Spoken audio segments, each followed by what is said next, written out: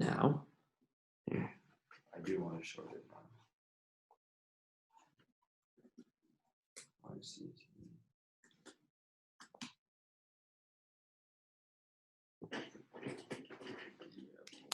you so much. Wait, you want to hop on the Zoom call on your laptop?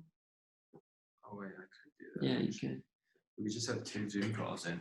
Yeah, no, right. but I'd have to mute myself here so that that's over there. Can you text the link to me? Yeah.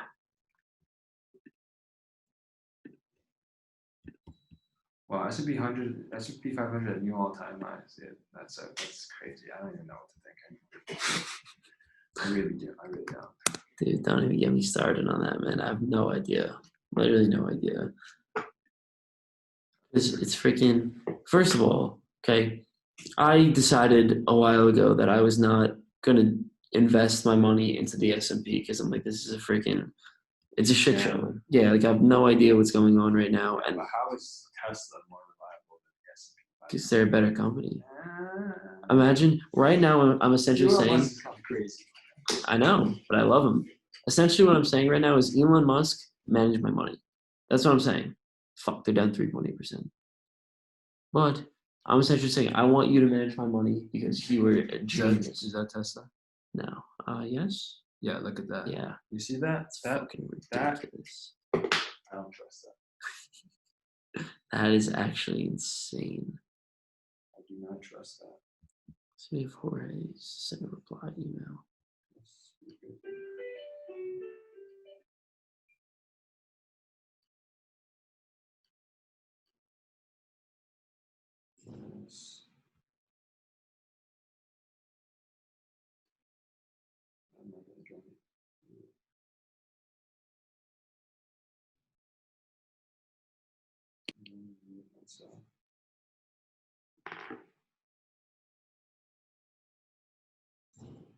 So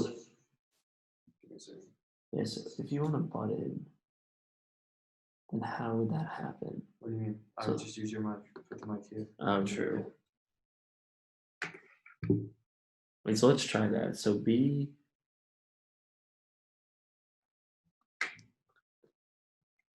I need to connect these to your laptop. Yeah. Hello, can you hear me? Hello. Oh, okay. Sorry, I had it on mute. No, that's all right. Can you hear me? Can you hear me? Yes, I can hear you now. Okay, you can't see me because I am not visible right now. Now it's coming out of your thing. Yeah. Yeah, we can't see you. I know. Is that by your doing or is that an accident? That is by my doing because I have been running around like crazy. I'm sorry I joined the connection late. I haven't had a chance to shave this morning yet. No, it's completely all right. Don't worry about it. If I did not know what I was exposing myself to. If you want to see what I look like when I wake up first thing in the morning, I'll turn my video on, but it might not be pretty.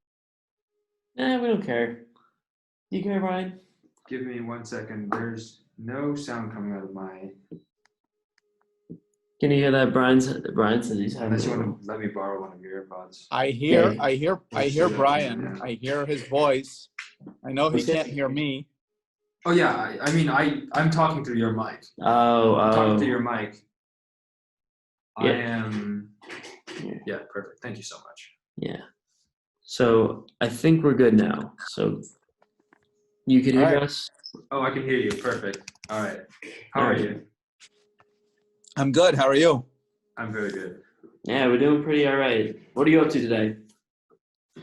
Honestly, it's been a long week since last Wednesday. So including the weekend, it's just crazy.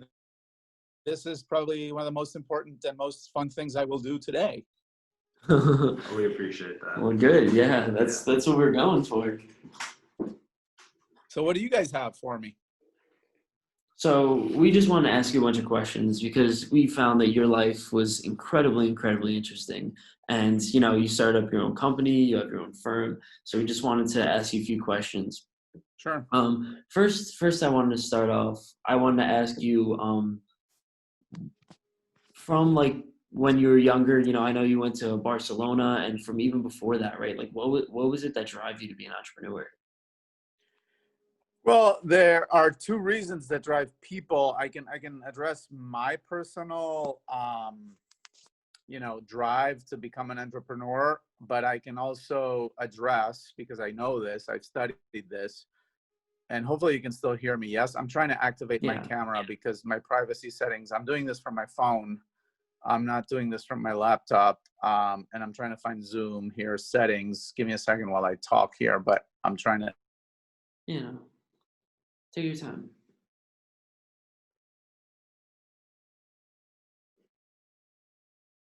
Oh yeah, you have to give Zoom access to your camera.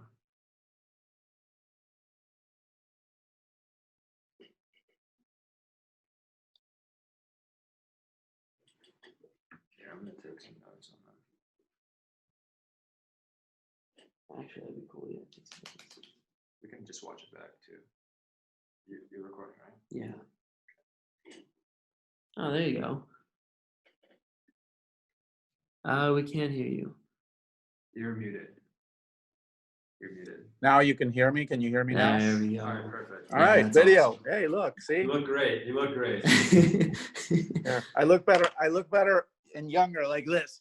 But all right, so let me sit down in a comfortable chair.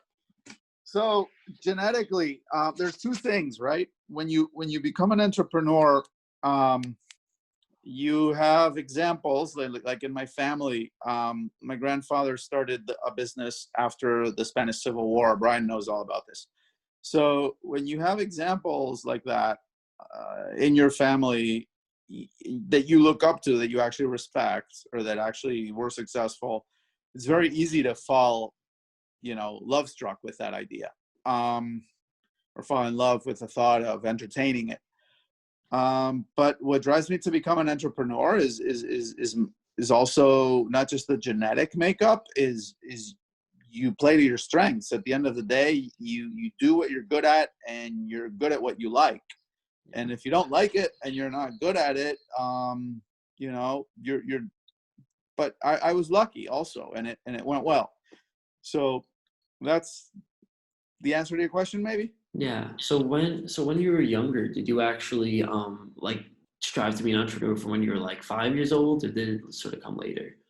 No, honestly, I wanted to be a soccer player when I was 5. It's true. It's a pretty good job too. If you can make it and you stay healthy, I mean, there are guys that have to retire at 28, and when they've reached the top of the world. And Messi is at the top of the world in his specialty, and he's 33 and he still hasn't retired. So, no, when I was 5, I did not think of business. I did not think of Brian. Actually, I grew very, much to like him and his idea, because I saw that he had it early on. I saw that he was driven and wanted it, and he had the right makeup and the right thought process, and his brain was all about that. My ideas became later. I had a career like everybody else. I went to university. I studied economics, and one of my business class professors was my marketing professor. I think I may have talked about this at Trier when Brian saw me speak first. My first mentor was my marketing teacher, and my marketing teacher, he said he saw I was a good student of marketing, and I got an A in his class. And one day after class, he comes up to me and he says, "Hey, Jordy, if you want to, this is in junior year, the year before I graduated." He says, "Next year, you won't have me as your professor, but after you graduate, come see me, because I want to place you at a job in one of my clients." So he actually put me under his wing, and I started to work as one of his clients after I graduated. So it was kind of like a win-win for me, not because I graduated his class with an A, but because at the end of the day, he helped me out also get my first job, and as a product marketing manager in a cosmetics company, which is what I did for the better part of a year after I graduated with my master's. So, wow. I got a job at a cosmetics company, then I got a job at a flavor and fragrance company, and then I got into family business. And then, I got the respect of other entrepreneurs in my family whom I had always respected. So what goes around comes around, I guess, right? And that's how it happens in my world. So what was it like actually having a mentor? And, what was that sort of relationship like? Ask Brian how it feels. Honestly, the funny thing is that one of my professors here is a marketing professor, and he taught me all about like what kind of experience really matters, and so that's like what really inspired me to get into copywriting, which is what I'm currently working on. I know that it just like it feels like you have secrets. Like, to be honest, like that's really what it feels like, because like when you're learning with a group in a class, like you feel like a sense of camaraderie with your classmates. But I get the sense that like when you get to talk to somebody one-on-one and you get to kind of have those little nuggets and insights of knowledge, like you really feel inspired and motivated to do stuff because you feel like you have an edge. And even if, you might not have as big of an edge as you think, just having that kind of personal connection and having what like industry secrets, I guess, makes it inspires you to like work a lot harder, in my opinion. I think like that's the biggest thing, is to feel like you're supported and that you have somebody that you could go to if you have any questions. It like you feel like you have a direction. It just helps you with your direction in life, I think. I agree, but I can also add, there's no substitute for experience. And what I love about teaching and what I love about talking to you young guys or younger people than me that have less experience is hopefully, and this is funny, and mentoring from the other side, but I'll tell you, I know that when I had a mentor, the most valuable thing that he could share with me was his experience. Okay. These little things that, and sometimes it's not that they fly over your head and that you can't hear them or understand them, is that as humans, we get so caught up in the moment